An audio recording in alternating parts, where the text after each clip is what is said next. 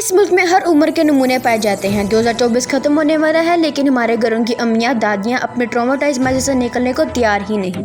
लेकिन मेरे वीडियो में आगे बढ़ने के लिए मेरे चैनल को लाइक और सब्सक्राइब करना ना भूलिए। पार्टीशन होने से पहले जलते हुए फेमिनिज्म को भी घसीटा जा रहा है। औरत की कुर्बानियों को वैसे ग्लोरीफाई किया जाता है कि जैसे औरत औरत नहीं होती और ना उसकी कोई ख्वाहिशें होती हैं। हम गोपी बहू के जैसे करैक्टर पर बहुत हंसते हैं, लेकिन ये किरदार पाकिस्तान के हर घर में पाया जाता है। सास बहू का रिश्ता एहसास और सिंपैथी का होना चाहिए। माँ को भी पता होना चाहिए कि उसके खामियों और कमियों से बड़े हुए बेटे से जो औरत शादी करने जा रही है उसके लिए एहसास करे।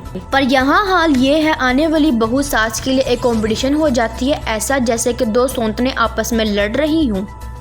ये मामला तो खैर तब भी खराब होना शुरू हो जाता है जब एक माँ ये फैसला करती है कि वो अपने लंगूर के लिए एक हूर लेकर आएगी। उस दिन ये सब फैसले का क्लिप मेरे सामने से गुजरा। मेरी अम्मी ये देखा करती थी, सिर्फ डाइनिंग टेबल देखती थी जिस पर चाय वाय सर्व हो रही है। अगर चीजें बाहर से आती थी तो मेरी अम्मा अब क्योंकि हमने औरत को किचन तक ही महदूद कर दिया है, चाहे लड़की में कितना भी पोटेंशियल क्यों ना हो, चाहे लड़की ज़हीन कॉम्पिटेंट ब्रिलियंट माइंड क्यों ना हो, चाहे लड़की आइंस्टाइन का एक फीमेल वर्जिन क्यों ना हो, लेकिन उसने लड़के के माँ के आगे खुद अपने हाथों से पकोड़े समोसे बिस्किट सर्व नहीं किया तो उस लड़की की भाई ऐसी की तैसी हो गई।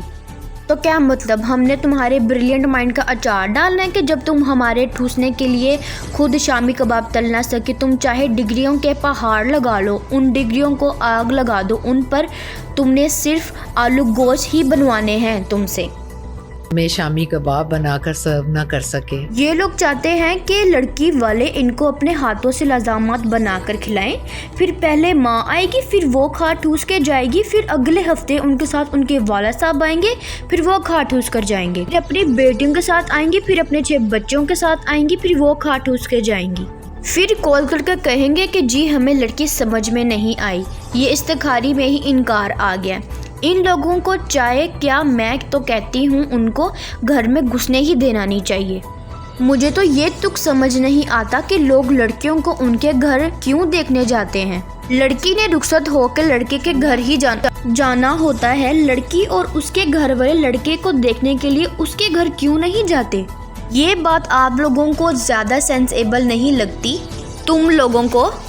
अब तो खैर लड़के वालों से ये भी पूछा जाता है कि आप ये वालिद साहब कितना कमाते हैं, आप खुद कितना कमाती हैं।